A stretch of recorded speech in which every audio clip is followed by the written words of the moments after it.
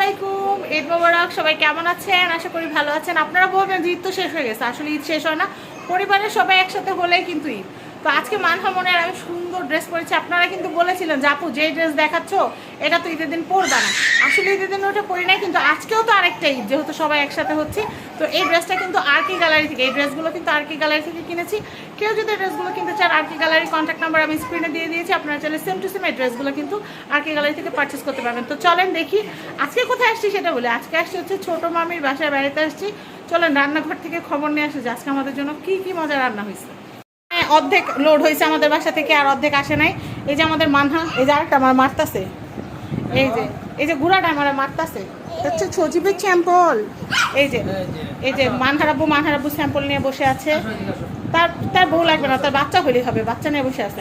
আর এই যে তোমার আপু কই আসতেছে। হ্যাঁ, এই পিসকি দেখি একটা ছবি তুলি দাও। ছবিটা তুলতে নিলে কি দাম করে সে। এই যে এটা হচ্ছে আমার ননদের বড় স্যাম্পল, এটা ছোট স্যাম্পল, এটা হচ্ছে আমার জাল, এটা হচ্ছে দুশ্মন। এই যে আমরা এখানে খাবো, এই জন্য মামি আমাদের জন্য টেবিল রেডি করতেছে। এই যে সব গুছায় টুছায় রাখছে, আমরা এখন খাওয়া দাওয়া করবো। দাওয়াতে আসছি তো খাইতেই না রে, খাইতে আসছি। এখন দেখবো কি কি রান্না করছে আমাদের জন্য। এই যে আমরা বউ মানুষ, আমাদের আবার একটু সরম টরম কম। এই যে পাতিল টাতিল উঠাই দেখতে আসছি শাশুড়ি মা কি রান্নছে আমাদের জন্য। মামি সে ওরে আল্লাহ মাছ রান্না করছে, খুঁটে খাইতে হবে। আর সরম করে লাভ নাই, খাইলেও বলবো খাইছি, না খাইলেও বলবো খাইছি। এর জন্য এত সরম টরম করে লাভ নাই, যা পাইছি খায় ফেলাইতে হবে সব। ওয়াও, আরো আছে এই যে পিকচার আমি বাকি খাইছি, দেখছেন আরো আছে। দাঁড়ো, লোড হয় নাই, খাটনি পাতিল সব দেখাই তুমি আজকে। এই যে ও গরু গোস্ত, মামি বুফেতে না গরু গোস্ত নিয়ে মারামারি করে, আজকে আমরা মারামারি করবো পাতিল নিয়ে। আর যতটা খাওয়ানালে মনে হয়েছে আমরা এত খাইতে পারি না, আমরা একটু কম করলাম। মধ্যে কি সুন্দর বৃক্ষ, এই যে দেখছেন বারান্দার মধ্যে বৃক্ষ রাখছে, অনেক সুন্দর সুন্দর মানি প্লান্ট।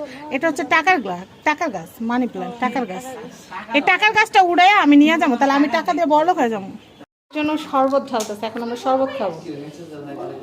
কিন্তু আমি শরবত খাবো না, কারণ শরবত খেলে খাওয়ার বেশি খাইতে পারবো, জায়গা কম হয়ে যাবে। মানে আমি কিন্তু শরবত খাবো না, তাহলে কিন্তু পোলাও বেশি খাইতে পারবো না। আমি কিন্তু একটু চালাক না হলে কিন্তু মুশকিল।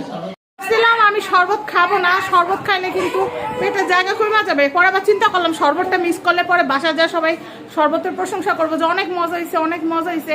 পরে আমি মাথা চুলকা মার বলবো কেন যে খাইলাম না।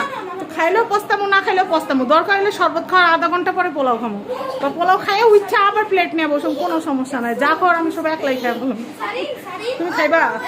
ওই বৌমা কি হয়েছে বৌমা? জীবন আমার বৌমা ডাক শোনার অনেক শখ ছিল। এই আন্ডার বাচ্চা ঠান্ডা আমার বৌমা ডাক, এই বোমা মনে কি বোমা করতেছে। বিসমিল্লাহ, মজা হয়েছে। আর আমার বাসা ডায়াবেটিসটা চিনি বেশি হয়েছে বলে মজা।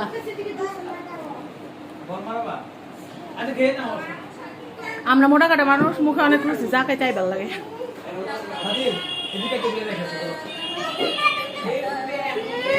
নন্দে আসছে, কুলো পাপা আসছে।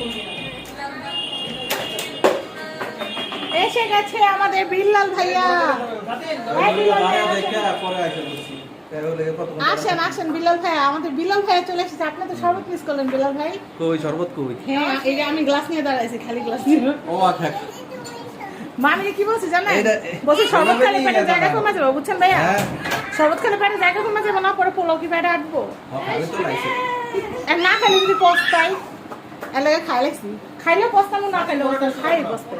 তার আপনার লাগে শরবত নেই।